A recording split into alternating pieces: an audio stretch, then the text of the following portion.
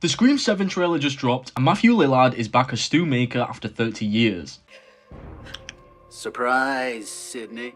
One of the most chaotic and entertaining killers in horror history is returning to finish what he started. Sidney Prescott's daughter Tatum is now the target, and this time, Ghostface isn't hiding. This is the most personal Scream movie yet. Let's break everything down. The opening kill is absolutely brutal and showcases a level of creativity we haven't seen in the franchise before. It's just typical that as the girl falls off of the balcony, Ghostface rolls back onto his front with the knife sticking up. There is also a darkness to this trailer which we haven't seen from previous Scream movies. They've always been kind of corny but fun. However, this trailer actually makes it seem like a horror movie. It's quite scary. Then, of course, Sydney gets the call. Hello? Hello, Sydney. The phone rings, and if you know Scream, you know that one phone call means everything is about to change. We hear Ghostface on the other end. He seems to creepily know a lot about her and where they grew up. What's even more chilling about this moment, Ghostface says, For another asshole hiding behind a voice changer. Oh, I'm not hiding, Sydney. Not this time. Let's break down why this line is so significant. In every previous Scream film, Ghostface operates from the shadows. The killer hides their identity, plays mind games, creates mystery about who's behind the mask. But this line is a direct threat. This Ghostface is coming for her openly, aggressively, and with a specific purpose. There's no game here. There's no mystery for Sydney to solve. The killer is declaring war, announcing their presence, and making it clear that this time, it's personal. What's fascinating about Sydney's reaction is how drastically different it is from the original film. In 1996, Sydney was terrified, vulnerable, constantly running and hiding. She was a teenager dealing with trauma, grief over her mother's murder, and the horror of discovering her boyfriend was trying to kill her. But after surviving 6 Ghostface attacks over nearly 30 years, this woman is done being a victim. She is also probably pretty bored of this recurring situation, and with people aboard, they care a whole lot less. We see her continuing to work, staying calm, not panicking. She's not freezing in fear, she's prepared to fight back. This isn't the scared teenager from Woodsboro anymore. This is a mother protecting her daughter, and that makes her more dangerous than any Ghostface could ever be. Never mess with a mama bear. The trailer gives us classic Scream imagery that fans have been waiting for. Ghostface lying on his back with the knife raised in that iconic pose, the brutal stabbing motions, the phone calls with the voice modulator, the stalking through dark hallways with that flowing black robe. But if you watch closely, there's something different about this Ghostface movements. They feel personal. Every attack seems calculated specifically for Sydney's family. The way Ghostface moves through spaces that clearly belong to Sydney's home, the way the camera lingers on family photos on the walls, the way Tatum is specifically isolated and targeted. This isn't random violence. This isn't a copycat killer trying to recreate the original murders anymore.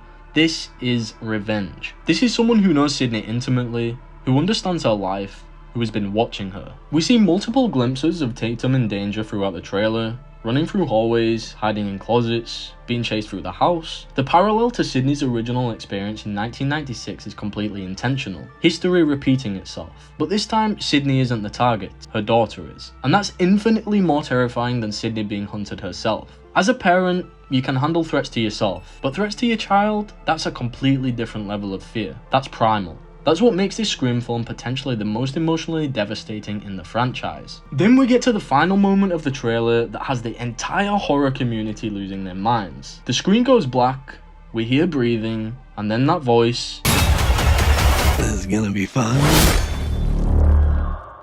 I immediately recognized it, fans immediately recognized it. That cadence, that tone, that manic energy, that is Matthew Lillard. That's Stu Macher. And with those 5 words, everything we thought we knew about the franchise just changed. The original killer is back, and he's been waiting 30 years for this moment. Stu Macher's original character, the chaotic killer. Matthew Lillard brought this incredible, chaotic energy to Stu that made him absolutely unforgettable. What, is she saving herself for you? Maybe.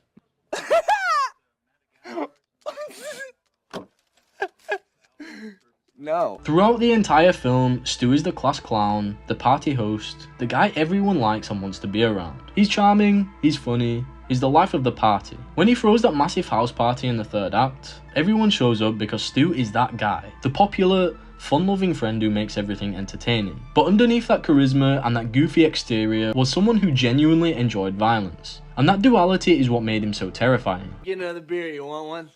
Yeah, sure. I'll be right back. What's brilliant about Matthew Lillard's performance is how he plays Stu with this manic, unpredictable energy that feels genuinely dangerous. When the mask comes off and Stu reveals himself as one of the killers, he doesn't become this cold, calculated murderer. He still cracks jokes, he's still having fun. He's giggling while explaining how they framed Cotton Weary for Maureen Prescott's murder. He's complaining about the logistics of their plan like it's a school project that went wrong. That improvised line Fucking hit me with the phone, Dick! became one of the most iconic moments in the film because it perfectly captures Stu's personality. Even while committing murder, even while his plan is falling apart, he's still treating it like a game. He's still entertained by the chaos. There's this incredible scene where Stu is stabbing himself and Billy to create their alibi, and Stu is screaming because he's genuinely scared of the pain. I'm feeling woozy here! It's darkly comedic, but also reveals something crucial about his character. He wants the thrill of murder without the consequences. My mom and dad are gonna be so mad. He wants to play the game without getting hurt. He's not some hardened killer who's immune to pain or fear. He's a teenager who thought murder would be exciting, and he's now realizing it's messier and more painful than he imagined. In your dreams.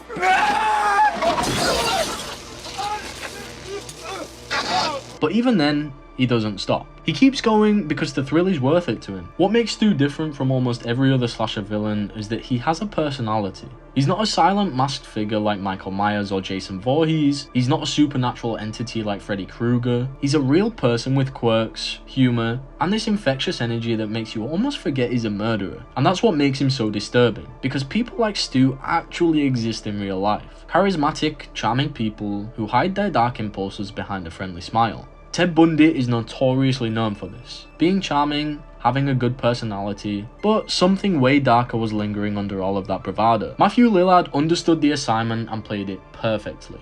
At the end of the original Scream, Sidney drops a TV on Stu's head during the final confrontation. We see him convulsing on the ground, electrocuted, seemingly dead. But there's this thing that fans have debated for 30 years. We never see a body being removed. We never get confirmation that Stu died. In horror movies, especially in the Scream franchise that constantly references horror movie rules, no body means no death. It's the golden rule. And for 3 decades, fans have theorized that Stu Macher somehow survived that TV drop and has been in hiding, waiting for the perfect moment to return. And now, 30 years later, with Scream 7, that theory is finally being confirmed.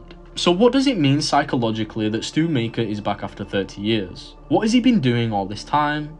And what does his return mean for Sidney and the entire Scream franchise? Let's break this down because this is where it gets really fascinating. First, we need to understand the dynamic between Billy and Stu in the original film. They operated as a partner killer team, but they weren't equals. Billy was the dominant personality, the planner, the mastermind, the one with the clear motivation and vision. He orchestrated everything. He decided who would die and when. He created the entire plan to frame Cotton Weary and get away with murder. Billy was in control. Stu was the follower, the sidekick who went along with Billy's plan because he found it entertaining and exciting. Stu didn't need a deep reason to kill, he just needed Billy to give him permission and direction. This dynamic is crucial to understanding what Stu's been through for the past 30 years. When Billy died at the end of Scream, stabbed by Sidney and shot in the head, Stu lost his partner. He lost the person who gave him direction and purpose. And if Stu survived that TV drop, which the Scream 7 trailer is confirming, he's been alone for 3 decades. Think about what that does to someone psychologically. For 30 years, Stu has been in hiding, unable to finish what he and Billy started, just to let all these thoughts and self-inflicted trauma ruminate in his mind. He's been watching Sidney from the shadows,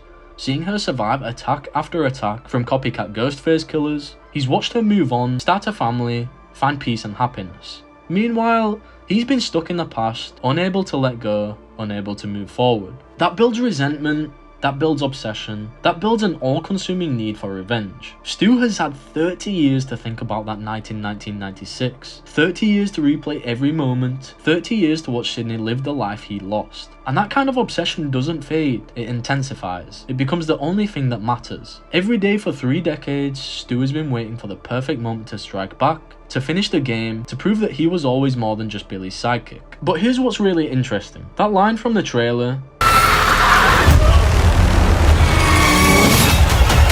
"This is gonna be fun."